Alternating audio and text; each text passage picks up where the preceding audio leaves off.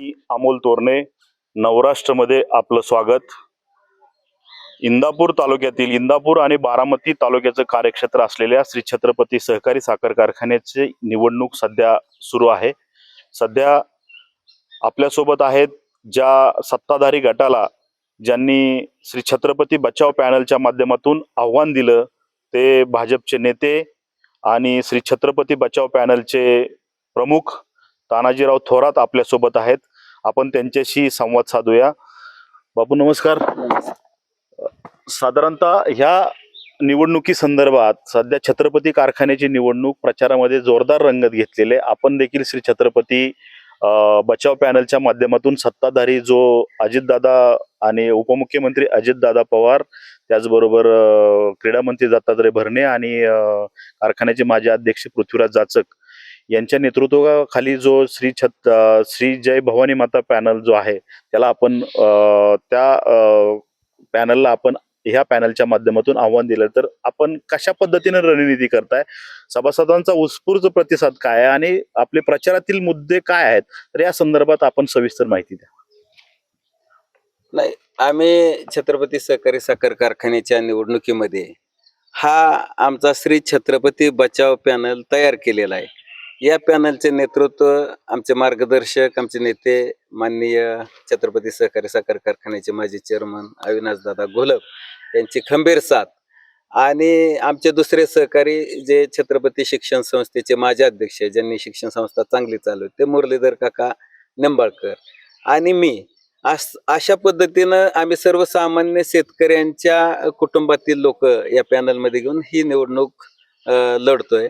आणि प्रचारामध्ये आम्हाला गावोगावी जो उत्स्फूर्त असा प्रतिसाद मिळतोय त्यामध्ये आम्हाला निश्चित खात्री आहे की आमचा पॅनल या निवडणुकीमध्ये निवडून येईल. समोरचं किती मोठं आव्हान असलं तर ते जर का सभासदांनी ही निवडणूक हातात घेतली तर ते आव्हान राहत नाही. आणि म्हणून सभासदांनी ठरवलंय की बदल हा निश्चित करायचा आहे. ह्या कारखान्यावरती सत्ता बदल हे ठरलेलं आहे आणि सभासदांनी ते ठरवलेलंच आहे की निश्चित पद्धतीने कारखान्यात बदल होणार आणि आमचा पॅनल निवडून येणार.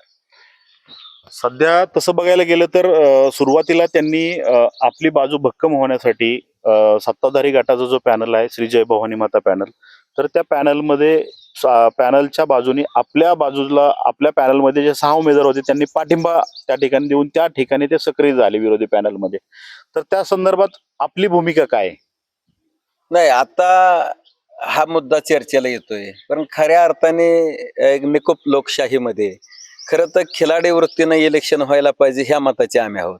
कारण लोकशाहीच्या पद्धतीनं आम्हाला डॉक्टर बाबासाहेब आंबेडकरांनी घटनेमध्ये अधिकार दिलाय की तुम्हाला मतदानाचा अधिकार आहे आणि हे लोकशाहीचा एक मूलभूत घटक आहे आणि तो अधिकार आहे.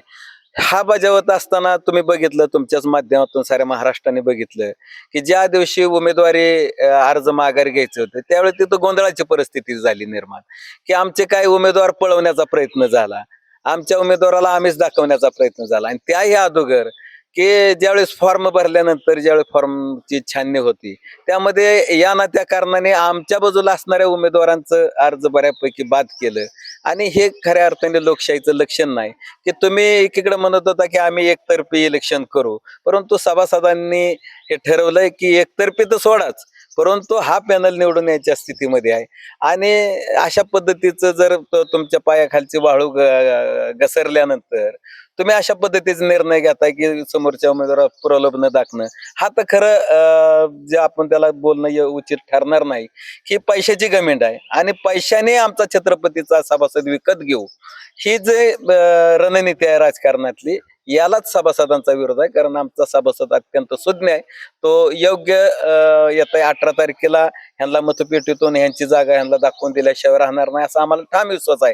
कारण जनतेने ही निवडणूक हातात घेतलेली आहे. कारण ज्या कारखान्याचं माननीय अजितदादा पवार साहेबांच्या नेतृत्वाखाली हा कारखाना गेले 10 वर्ष विद्यमान संचालक आहे, त्याही अगोदर अजितदादांचं नेतृत्वाखालीच कारखान्याचं संचालक मंडळ सत्तेवर होतं. परंतु या 10 वर्षामध्ये जे कारखान्याचं नुकसान झालं आणि या नुकसानीला पृथ्वीराज बापूही त्या ठिकाणी जबाबदार आहेत की त्यांनी ह्या निवडणूक लांबण्यासाठी या ना त्या कारणानं हे संचालक मंडळ कोर्टात नेलं आणि इलेक्शन लांबवली. आणि ज्या संचालक मंडळावर तुम्ही आरोप करत होता की हे संचालक मंडळ निष्क्रिय आहे, आणि त्या संचालक मंडळात तुमच्यामुळे संधी मिळाली. खरं तर मागच्या 5 वर्षामध्ये निवडणूक व्हायला हवी होती, परंतु ती न होता 10 वर्षांनी ही इलेक्शन होत आहे, आणि त्यामुळं या संचालकालाही फावलं, हे संचालक मंडळही सराईत झालं, आणि कारखाना अडचणीत आला. आमचं काय मत आहे, कोणी कारखाना चालवा, कारखाना चांगला चालला पाहिजे, आमच्या सभासदांना न्याय मिळाला पाहिजे, कामगारांना न्याय मिळाला पाहिजे, कामगाराला प्रत्येक वर्षी बोनस. आता पूर्वी ज्यांना आम्ही आता नेते म्हणतोय ते कारखान्याचे माजी चेअरमन माननीय अविनाश दादा घोलप यांनी 2009 साधारण 2009-10च्या दरम्यान एक उच्चांकी उसाला भाव दिला. म्हणजे किती वर्षापूर्वी, 15 वर्षापूर्वी मागे गेलो तर 2601 रुपये भाव जो कोणी भाव दिला नव्हता. आणि अविनाश दादांचं हेही म्हणणं आहे आता की त्यावेळेस मला भाव ज्यादा देता येत होता, परंतु इतर कारखान्याची अडचण होत होती की ह्या सगळ्या कारखान्याचा तोटा होत होता, किंवा हे कारखाने यांच्या ताब्यात असल्यामुळं पैसा जास्त सभासदांच्या खिशात गेला असता, म्हणून त्यावेळेस दादांनाही काही लोकांनी अडचण आणली. पण तरी सुद्धा अशा सगळ्या गोष्टीला न जुमानता दादांनी 2601 रुपये त्यावेळी 2601 म्हणजे आज 15 वर्षांनी आम्ही त्याचा लवकर विक्रम तोडू शकलो नव्हतो. अशा पद्धतीनं हे कार्यकुशल मार्गदर्शक आमच्या पाठीमागे असल्यामुळं मुरली काकांनी शिक्षण संस्था अतिशय चांगल्या चालवली. मीही शासन नियुक्त प्रतिनिधी म्हणून कारखान्यावरती काही काळ काम केलं, त्यामुळं हा सगळा आम्हाला अनुभव असल्यामुळं आम्ही चांगल्या पद्धतीने कारखाना चालवू. आमच्यावर सभासदांचा प्रचंड विश्वास आहे, आणि म्हणून आम्ही विजयाची खात्री या ठिकाणी बाळगतो, आणि निश्चित पद्धतीनं कारखान्यामध्ये आमचा विजय होईल. एक ह्याच्यामध्ये महत्वाची बाब नमूद होते की तसं बघायला गेलं की सत्ताधारी जो श्री जय भवानी माता पॅनल आहे, तर त्याच्या बाजूने एकीकडं राज्याचे उपमुख्यमंत्री अर्थमंत्री अजित पवार आहेत, दुसरे जे कॅबिनेट मंत्री आहेत जे क्रीडा आणि अल्पसंख्याक विभागाचं खातं सांभाळते दत्तात्रय भरणे त्या पॅनलच्या पाठीमागे आहेत. तर तसं बघायला गेलं सत्तेतली मोठी ताकद विरोधी, आपल्या ज्या विरोधी पॅनल जो सत्ताधारी गटाचा पॅनल आहे, तर तो पॅनल ती बाजू त्यांची तशा दृष्टीनं भक्कम आहे. तर आपल्या दृष्टीनं वरिष्ठ नेत्यांचं काय, किंवा सत्ताधारी गट, आपण भाजपमध्ये सक्रिय आहात, मला वाटतं भाजप किसान मोर्चाचं महत्वाचं पद आपल्याकडे आहे. तर तसं बघायला गेलं तर सत्ताधारी जो गट आहे भाजपच्या वरिष्ठ नेत्यांची काय आपल्याला साथ आहे का, किंवा इतर कुठल्या राज्यातल्या कुठल्या नेत्याची आपल्याला आतून साथ आहे का, तर किंवा दुसऱ्या अजून बाकी सुप्त कुठल्या इथल्या परिसरातल्या मोठ्या नेत्याची आपल्याला कुठली साथ आहे का, तर काय सांगाल? नाही, आता समोरचे तुम्ही म्हटल्या पण राज्याचे उपमुख्यमंत्री माननीय अजितदादा पवार साहेब असतील, राज्याचे कॅबिनेट मंत्री माननीय दत्ता मामा भरणे असतील, याहीपेक्षा त्यांच्याकडे अजून ज्यांनी तो चेअरमन पदाचा चेहरा जाहीर केलेला आहे, मान्य पृथ्वीराज बापू हे साखर संघाचे माजी अध्यक्ष होते. ही सगळी ताकद त्यांच्याकडे आहे, पण जनता आमच्या बरोबर आहे. कारण जनतेने ठरवलं की खांडका पाडायचा, बदल करायचा, आणि किती मोठी ताकद असली ना, एकदा जनतेने ठरवलं, सभासदांनी ठरवलं की ताकद वगैरे काय नसते. लोकशाहीमध्ये मान्य अजितदादांना एक मत द्यायचा अधिकार आहे, भरणे मामांना एक मत द्यायचा अधिकार आहे, तसं माझ्यासारख्या कार्यकर्त्याला एक मत द्यायचा. मोठी ताकद असली, शक्ती असली, म्हणजे एक माणूस 10-10 मतं देतो असं लोकशाही होत नाही. आणि म्हणून जनता आमच्या पाठीमागे आहे, सगळे सभासद आमच्या, कारण सभासदांना हे पटलं नाही. काल परवापर्यंत अजित दादांना, भरणे मामांना परवाच्या सभेमध्ये मी ती क्लिप वाजवूनही दाखवली की हे सांगत होते की अजितदादा आणि दत्ता भरणेला राजकारणातलं सहकारातलं काही कळत नाही. हे पृथ्वीराज बापू स्वतः म्हणले काही दिवस अगोदर.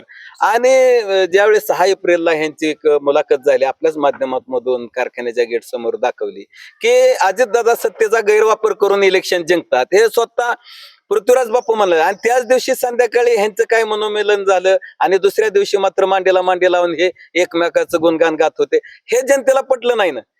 जनता आमची सुज्ञ आहे, सभासद सुज्ञ आहे, कारण त्यांना खरं खोटं काय आहे ते सगळं समजतं. आणि तुम्ही जर अशा पद्धतीनं बोलत असाल की काल परवापर्यंत एकमेकाला वाईट बोलणारी लोक आज एकमेकाचं गुणगान गातात, हे जनता न समजणे एवढी दुधखुळी नाही.